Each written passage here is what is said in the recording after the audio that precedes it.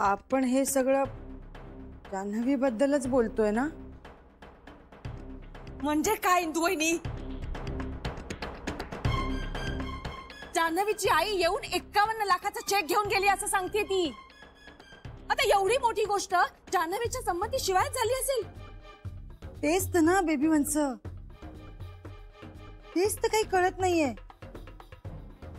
इतकी वेगळी कशी वागू शकते जान्हवी? आपण तिला किती समजूतदार आणि शहाणी समजायचो. पैसा दिसला ना की ना समजूतदारपणा उरतो ना शहाणपण. माल झाली बाई. ताई, हद्द झाली ग कोडगेपणाची. हो न ग. म्हणून तर आपल्याकडे म्हणतात ना, मुलीचं घर बघून तिच्याशी संबंध जोडावा. कारण येताना ती एकटी नाही येत, तिच्या बरोबर तिच्या घरचे संस्कारही येतात. आणि तिच्या घरात संस्काराची काय होळी पेटते ते आपल्या सगळ्यांनाच माहितीये. हो ना, सगळ्यांनाच माहितीये. मला वाटलं होतं तिची आईच तशी, पण जान्हवीने पण आपल्याकडनं पैसे उकळावे. मला वाटायला लागलंय जान्हवीने लग्न केलं ना ते पैसा बघूनच.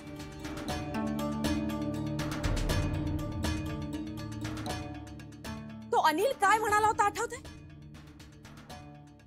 आधी माझा पैसा बघून माझ्याशी लग्नाला तयार झाली आणि मग माझ्यापेक्षा जास्त पैसेवाला भेटल्यावर त्याच्याशी लग्नाला तयार झाली.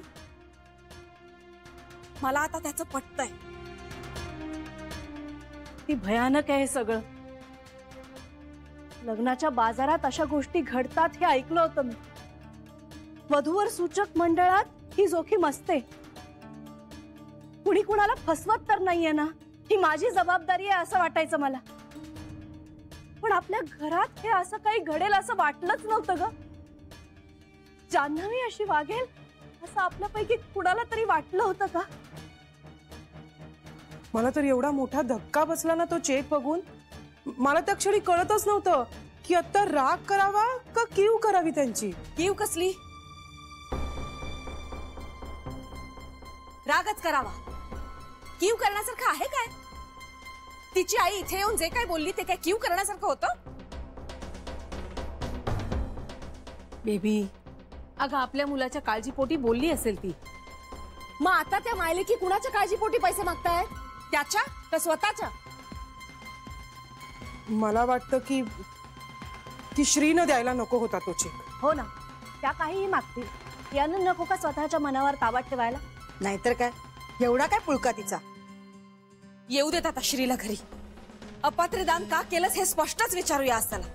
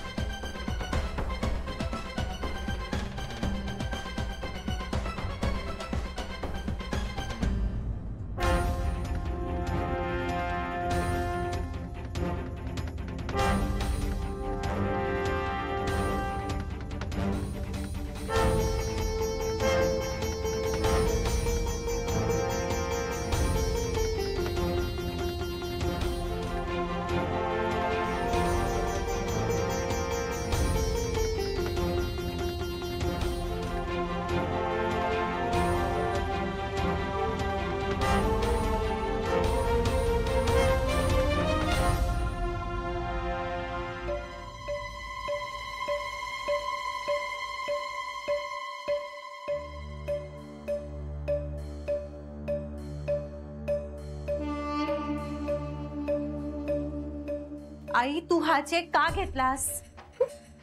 घेतला म्हणजे काय? त्यांनी दिला. त्यांनी दिला म्हणजे? मी तुला म्हणाले होते ना आपल्याला त्यांचे पैसे नको आहेत. अगं हो, मी सांगितलं ग त्यांना, पण आता त्यांनी ऐकलंच नाही तर मी तरी काय करणार ना. मुळात तू गेलीसच का तिथे? अगं मी नव्हते जात, पण त्यांनी फोन केला होता ना. मला म्हणाले या तुम्ही. मला वाटलं की घटस्फोट घेण्याचा विचार त्यांचा बदलला असेल तर बरंच आहे ना ग. तुझ्या या अशा अवस्थेत खरं तर त्यांनी तुझ्या सोबतच राहायला हवं होतं. मला नाहीये गरज कुणाची. नाही ना, म्हणजे त्याविषयी ते काही बोललेच नाहीत. मला म्हणाले पोटगी द्यावीच लागणार आहे, त्याऐवजी हे पैसे घ्या, आपण सगळं नीट करू, उगाच कोर्टात तंटे कशाला ना. ते असं श्री बोलला. हो म्हणजे आता ते जसं काही बोलले ते शब्द न शब्द नाही बाई मी तुला सांगू शकत, कारण ते त्यांच्या सुशिक्षित भाषेत बोलले. मी आपलं माझ्या अकलेने मला जे काही कळतं ते तुला सांगितलं. आई तू मला का नाही विचारलंस जाण्यापूर्वी? लक्षात नाही राहिलं बाई माझ्या. आई अगं तू काय केलंय त्याची कल्पना आहे तुला? हो मला पूर्ण कळतंय आणि गोखल्यांनाही कळतंय. जानू अगं उभं आयुष्य पडलंय तुझ्या समोर. टाकलेल्या बाईकडे समाज कसा पाहतो माहितीये तुला? अगं पैसा असेल ना हातात तर मान वर करून तरी जगू शकशील. उद्या पोर असणार आहे तुझ्या पदरात, त्याला कसं पोसणार आहेस? मान मान करून पोरं पोसता येत नाहीत, त्यासाठी फक्त पैसाच लागतो. आणि गोखल्यांना याची जाण आहे, त्याची बोच असणार म्हणूनच त्यांनी पैसे दिले ना तुला. म्हणजे त्यांच्याही मनाची बोच जरा कमी होईल आणि आपलंही काम होईल. आई मला हे सगळं चीप वाटतंय. मूल वाढवायला पैशाची गरज असते हे मला चांगलं कळतंय, पण म्हणून तो पैसा कुठूनही आणि कसाही मिळवायचा? आई अगं माझी कष्ट करण्याची तयारी आहे, रात्रंदिवस कष्ट करण्याची, आणि माझा कष्टाच्या पैशांवरच विश्वास आहे. नाही मी त्याला पैशाची श्रीमंती देऊ शकणार, पण मी त्याला चांगल्या विचारांची आणि संस्कारांची श्रीमंती देईन. आणि या सगळ्याच्या पलीकडे जाऊन माझं श्रीशी मनाचं भावनेचं नातं आहे. त्यात मी पैसा कधीच नाही आणला ग. माझा मी वेगळे होतोय म्हणून मी त्या नात्याचा सौदा करायचा. आणि कष्ट न करता जे पैसे मिळतात नाही त्याची खूप मोठी किंमत पण आपल्याला मोजायला लागते. अगं ताई म्हणते ना नको तर नको नाही पैसे. तू गपरे मूर्खा, तू मला नको शिकवस. आई आई जी चूक मी केली ना ती प्लीज तू नको ना करू. मी काहीही चूक केलेली नाही. त्यांनी मला बोलावलं, म्हणाले कोर्टात तमाशे नकोत, आपण गप्प राहावं म्हणूनच पैसे दिले असतील ना त्यांनी. आई तू नको होत असे करायला. अगं मी सांगते काय तुला, मी खरंच काहीच केलं नाही. त्यांनीच बोलावलं मला आणि मला हा चेक दिला ना हातात. आता हा चेक त्यांना परत नेऊन दे आणि त्यांना म्हणावं नकोय आम्हाला. मग आधी का घेतला असं म्हणाले तर? आधी माझ्या लक्षात आलं नाही असं सांग त्यांना. जानू मी काय म्हणते थांब जरा, थोडासा विचार करतो. आणि उगाच मनात आलं आणि निघालं देशांतराला, असं कशाला करायचं? आलेली लक्ष्मी आपण नाकारली तर येईल का लक्ष्मी परत? काय घाई आहे? आणि आपण काही चोरी तर केलेली नाहीये ना. आई पण आपल्या तोंडावर मारलेले पैसे घेऊन आली आहेस तू, कळताय का? काही तोंडावर वगैरे फेकले नाही तर त्यांनी मला म्हणजे अगदी मानाने चेक दिला हातात. आई हे पैसे मला नकोय, कळतंय का तुला? आणि तू हे पैसे परत करणार आहेस. मला नाही बाई असं वागता येणार. अगं राहू दे ना, म्हणजे घाई काय? आणि असं प्रत्येक गोष्टीचा तिरपाकडा विचार केलाच पाहिजे का जानू? तू त्यांनी डिवोर्स विकत घेतला असं समज ना. पण मला तो विकत नाही, फुकट द्यायचा, कारण त्याला तो हवाय. प्रत्येक मौल्यवान गोष्ट ही विकत घेता येत नाही. पण त्यांना विकत घ्यायचं असेल तर तुझी काय हरकत आहे? माझ्या नजरेत किंमत कमी होते आई. त्याला विकत घ्यायचा असला तरी मला माझा डिवोर्स विकायचा नाहीये, कळलंय तुला? मग तुझा तू बघ. ठीक आहे, तू जर जाणार नसशील तर मी बघते.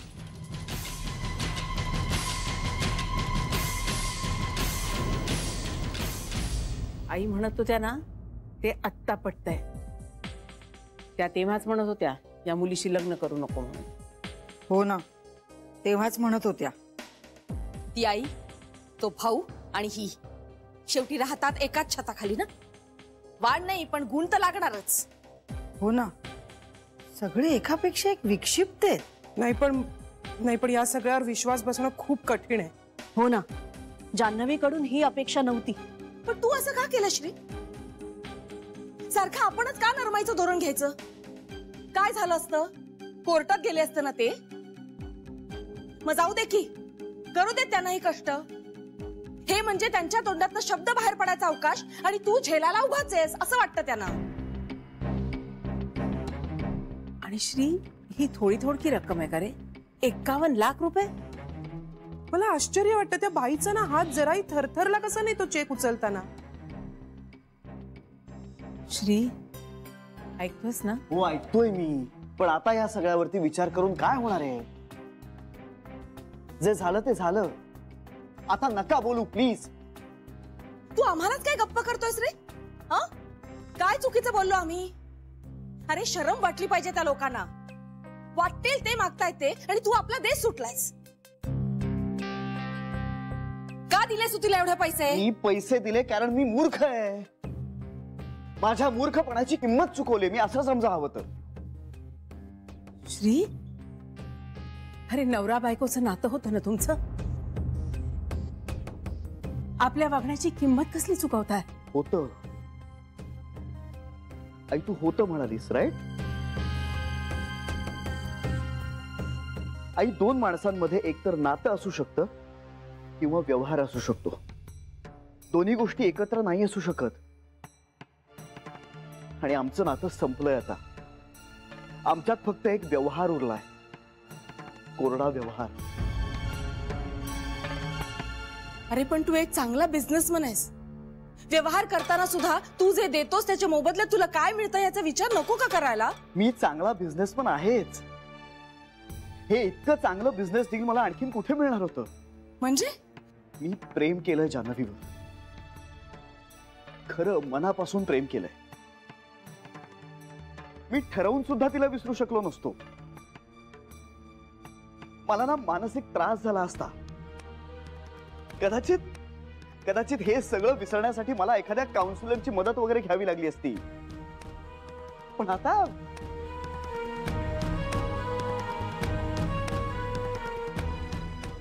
हे असे पैसे वगैरे मागून तिनं माझं काम एकदम सोपं करून टाकलंय.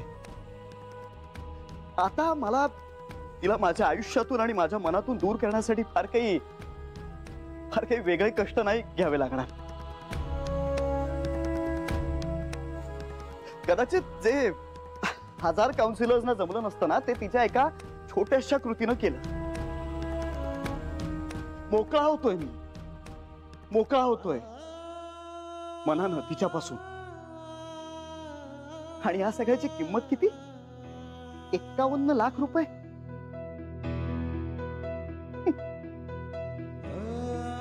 फारच स्वस्तात विकली गेली ती.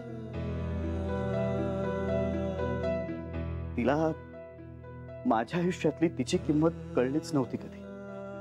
पण मला कळली. 51 लाख रुपये फक्त.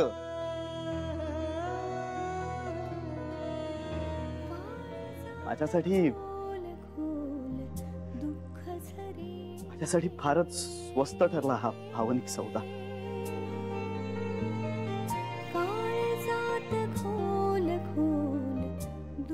श्री,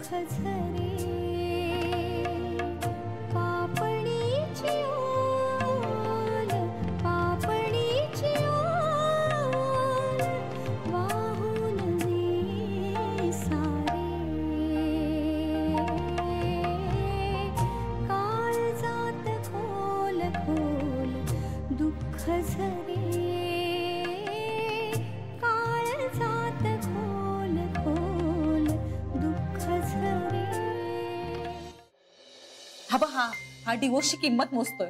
याला काय वाटतंय? माझ्या तोंडावरचा चेक टाकून दिला म्हणजे मी गप्प बसणार आहे का? शांत हो जान्हवी, शांत.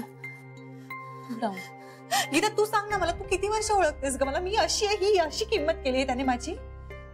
त्याने हर्ट करण्यासाठी नसेल केलं. नाही, हा मुलगा मला ओळखतच नाही. किंवा हे सगळं करतोय ना तो ते मुद्दाम करतोय. म्हणजे अगं मला हिडवण्यासाठी करतोय तो. मला नाही वाटत तो असं करेल. नाही नाही, कशाचाच भरोसा देऊ नकोस गीता. अगं मला खूप भरोसा होता, पण काय झालं, असं काही नसतं ग. आपलं माणूस व ते कितीही जवळच असलं ना तरी शेवटी ते त्याच्या मनात काय विचार करते ह्याचा अंदाज आपण नाहीच बांधू शकत. आता श्रीच्या बाबतीत बघ, मला वाटलंच नव्हतं ग तो माझ्याशी कधी असा वागेल, या इतक्या खालच्या पातळीला जाईल. पण नाही, एक मिनिट, तो नाही गेलाय खालच्या पातळीला.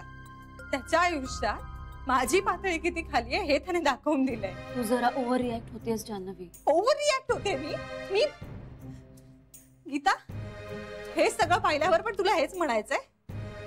त्याने नोटीस पाठवलीये मला, पैसे पाठवले आणि मी ओव्हर रिॲक्ट होतीये? मला असं नव्हतं म्हणायचं जान्हवी. हा समजतो कोण स्वतःला का पैसा आहे म्हणजे वाटेल तसं वागवेल लोकांना, आणि बाकीच्यांनी काय गरीब म्हणून ह्याचा निमूटपणे सहन करत राहायचं? आधी शांत हो जान्हवी. गीता अगं प्रेग्नंट आहे मी आणि कसा वागतोय माझ्याशी. त्याला हे कुठे माहितीये? हो का? पण चांगलं काय फक्त प्रेग्नंट बाईशी वागायचं का बायकोशी चांगलं वागण्यासाठी ती प्रेग्नंट असायला हवी? नाही, पण मुळात त्याने मला बायको म्हणूनच नाकारलंय. म्हटल्यावर प्रश्न येतो कुठे, चांगलं किंवा वाईट वागण्याचा? जान्हवी तू शांत हो बरं. आता बघ, ताईचं पण असंच व्हायचं. हॉर्मोनल इम्बॅलन्समुळे हे सगळं होतं. सतत मूड बदलतात, चिडचिड होते, राग येतो, रडावंसं वाटतं, काळजी वाटते. हे सगळं नॉर्मल आहे जान्हवी. असं होतं या दिवसात हॉर्मोन्समुळे. नाही, माझ्या बाबतीत हे सगळं फक्त एका हार्मोनमुळे होतंय, ज्याचं नाव आहे श्रीरंग.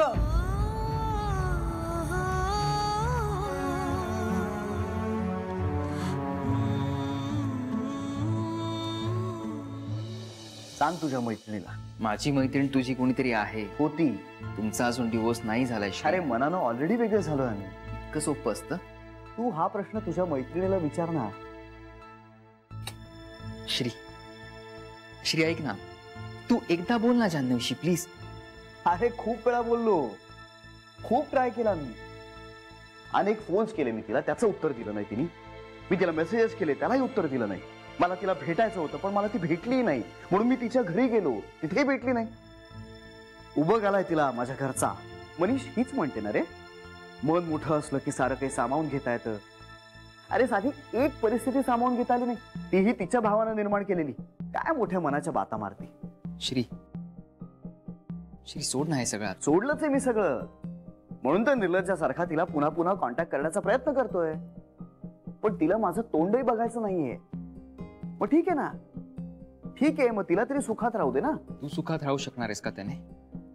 मला ना या सगळ्यात एक गोष्ट कळली आहे मनीष, तुम्ही दुसऱ्यावर इतकंही प्रेम करू नका की नात्यातली सगळी ताकद समोरच्याकडे जाईल आणि तुम्ही फक्त एक कळसूत्री भावली बनवून राहाल. केलं ना मी, सगळं केलं रे, सगळं केलं मी. पण आता ना पाणी डोक्यावरनं चाललंय माझ्या. तिला माझी गरज नाहीये ना. ठीक आहे, मी राहील एकटा, अगदी सुखात राहीन मी. सांग तुझ्या त्या मैत्रिणीला, गरज नाही मला तिची. श्री, आपण त्याच माणसावर चिडतो ज्याच्यावर आपला हक्क असतो. मी फक्त तिरस्कार करतो तिचा. I just hate her. Hate is denial of love. तूच मला सांगितलं होतंस गीतावर मी जेव्हा चिडलो होतो तेव्हा.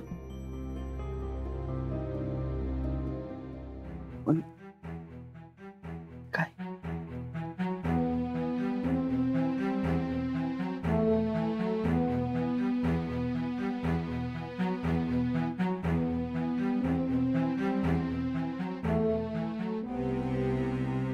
त्याला असं वाटतं की पैशाने ना सगळे प्रॉब्लेम सॉल्व्ह करता येतात. मागेही असंच केलं होतं ना त्याने. तुला आठवते बाबांच्या ऑपरेशनसाठी मी लोन काढलं होतं. नाही म्हणजे मला असं वाटलं होतं की मी लोन काढलंय, पण ते तसं नव्हतं. ते पैसे याने भरले होते. पण निदान तेव्हा ते मला कळू न देण्याचं सौजन्य तरी दाखवलं होतं त्याने. पण आता हे बघ, हा चेक उघडपणे असं माझ्या तोंडावर टाकलाय त्याने. का? दिवस सुरळीत पार पडावा म्हणून.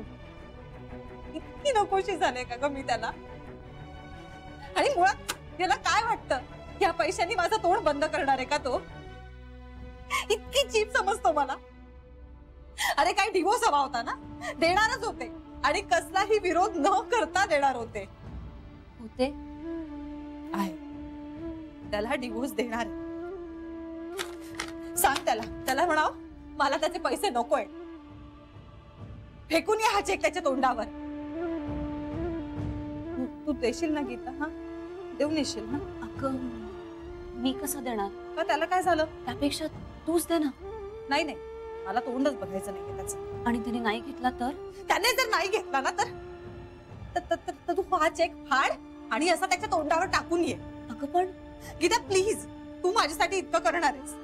हा दॅट्स इट.